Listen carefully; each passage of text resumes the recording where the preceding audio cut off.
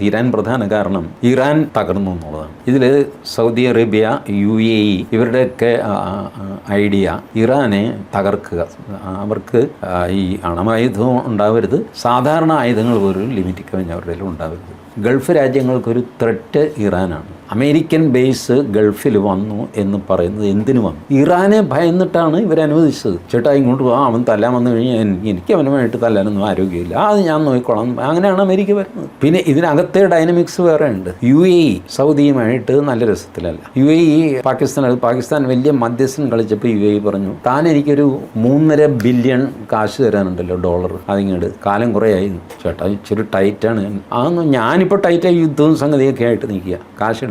അത് ഒരു പ്രശ്നം അങ്ങനെ നിൽക്കുന്നു. ഇപ്പം കൊടുക്കാൻ 11-ാം തീയതി കൊടുക്കാമെന്ന് പറഞ്ഞാൽ കൊടുത്തിട്ടില്ല, ഇന്ന് 14-ആയി. ഇതിനിടയ്ക്ക് ഈ പാകിസ്ഥാൻ മധ്യസ്ഥത വഹിക്കുന്ന സമയത്ത് UAEയുടെ ഫൈനാൻസ് മിനിസ്റ്റർ ഡൽഹിയിൽ വന്നു. എന്തിനു വന്നു എന്ന് ആർക്കും അറിയില്ല. വന്നു, തിരിച്ചുപോയി. മധ്യസ്ഥതയുടെ സെക്കൻഡ് ഡേ അവർ പോകാനുള്ള പുറപ്പാടാണ്. പത്രസമ്മേളനം വിളിച്ചു, എല്ലാം പൊളിഞ്ഞു എന്നൊക്കെ പറയുന്ന സമയത്ത് ജയശങ്കർ UAEയിലേക്ക് പോയി. അപ്പോൾ something is cooking between India, UAE, Russia.